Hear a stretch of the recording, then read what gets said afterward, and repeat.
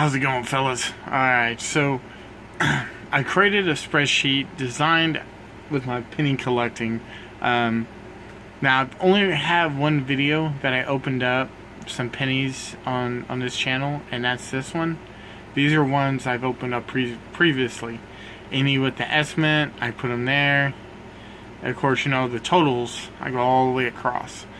And created a little point system. This helps me track when I'm finding what my average is, what to expect, things like that. And of course, these are the cities I picked the box up. Most of them are going to be Houston until I get back to working and going out of town again. So I do have a couple of little things I created. So I do have my point page. This is my value chart on how much each coin. This is my for priority for me, this is how I created it. It may be different for different people.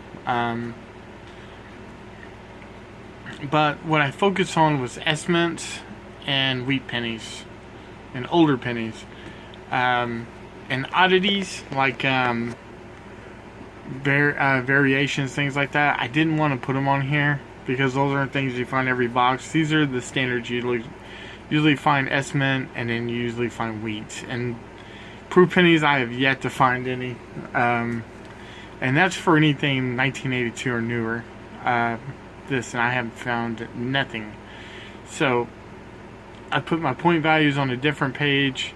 So whenever I type in this information, it'll automate it right here and give me my totals. And alright. And then I created this for all my, let's go over here a little bit and roll up. This is my coin rolls, like my little plastic containers that have info on it. I have every year like a 1920 penny. It's in the roll name 1920s. I labeled it. Let me grab one real quick. Alright, let me turn my light on here. For example, this one I have lived in 1940s, and you can see right there it has a name number 3. So I label it that way. I can go here. You can see right there I have number 3, my roll number 3. I can look at 1940 Philadelphia's. I have 3 quantity in there. 1941 tells me how many I have. So you can see here 1944s. I have a lot, and since this case is almost full, whenever I get another roll put together, I will separate my 44s and put them in a separate one. And you can see like my 50s, I have 2 rolls. I have roll 4 and roll 5 are designated for 50s. And let me scroll down, kind of show you how much I got going here. And these are just all the different pennies and where they can be located and the quantities that are in each roll. I didn't update this here at the bottom. I needed to sort it. I didn't sort it. But that's just a quick look at that. Single coin holder. Let me grab that. Yeah, let me show you real quick. As you can see, I have the coin year, the oddity, the number. This is my reference for what it is. These are notes. So I got this little case right here. Case number 1, you can see is in number, dang, I need to put that back on there, what case it was in. But you can see I can even separate it by as in single coin holder 1, then 2. I can always rename this, so no worries there, but it tells you what spot they're in. So as you see here, I have like 1 through 20, 21 all the way on, case number 1. And we're gonna grab number 7, which I found in my last box. So I'm gonna just go here. See, I got them labeled. Kind of difficult to get out. That's number 6. Let's go ahead and pull out number 7. Alright, as you can see, there's number 7. It's a blank. Just a blank. Found that in my last box. That was pretty cool. And all of them are labeled so I can easily find what I'm looking for. 1, 2, 3, 4, 5, and then 6 goes right there.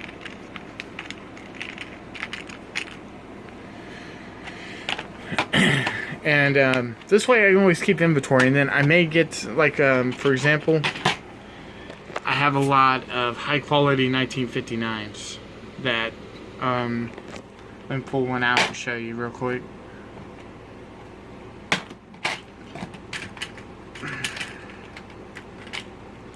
Okay, number 12, high quality. See, it's a pretty good looking penny. Very good. And if I ever get a bunch and I want to separate them into a case, you know, like into a roll itself, I can look on this chart, find where they're located, and then just take them off this list and add them onto the other list. And this way I know exactly where they're all located, what all I have as well. Alright, turn that light back off, focus this. So I have stuff in there that's just kind of, you know, you may see oddities, like for example, that says blank, but I should have it under as an oddity. As you can see, I have a 2000 white AM. My label is oddity. The PM, the P stamp, that should actually be counter for my list. And you can see some of the other stuff, extra metal. I don't know the name of some of them, so those are counter strike. These are just my reference for me. Nobody particular. So it's a good way to kind of keep inventory of your stock. And then on my last one here, I have my variant search for the ones I look for. So let me pull this all the way up. You can see how many 1960s I searched. You know, you can check quantity and how many I found. So I gotta put these back in order as well. But like the 2000, now I found that 2000 white AM in my third box I searched at bankrolls. That was, man, it's been a little while. I've searched a lot since then, but since I opened that first box, this is kind of the quantities I've searched. This is how many I found. So this is an idea of how hard they are to find those. And man, that's it. That's just a quick guide. I'm gonna be using all this as I continue building my collection. And you see here I have 4 boxes I picked up today to start going through. So I am gonna do videos on these this week.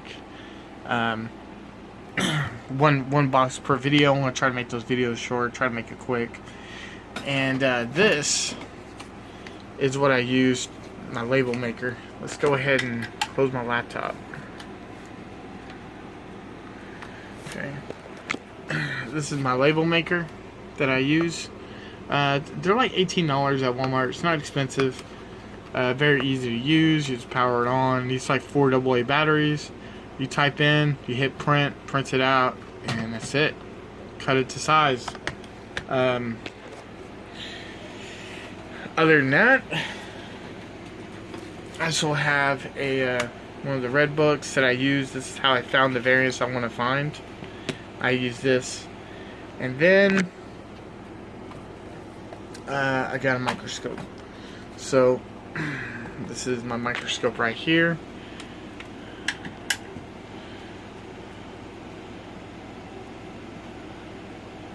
It's dirty. I need to get a wipe on there and clean that up. Give me a second, let me get a coin under there. So this was a tone penny. This was in my 01 slot. And I can leave it in the plastic tray and not touch it. And slide it over and get a good look at it. So, pretty cool. If I don't like, I want to get clear focus. I can also lift this. A little blurry now, but I can get the part that I want. For example, if I want to, whatever I want to look at. Not too bad. This one was actually a pretty pricey microscope. I can connect it to my my projector, and I put it up on my projector screen so I can get a nice big view of this. I can do the same thing with my laptop, but it's easier just to show you guys this way. So I'm going to show the spreadsheet, the updates after every episode, after opening up a box, and kind of go over these stats. But this is just kind of to show you guys kind of what I got going on here. If you're big into coin collecting or just getting into, if you're just getting into it, this is a perfect time to start building you stat sheets and tracking the stuff you find, because the more you look, the more you find. So, and with that, guys, I just put this back on, and if I wanted to, I can just flip it, pop that back off, and then take another look at it. But that's why you don't want to use the plastic over it.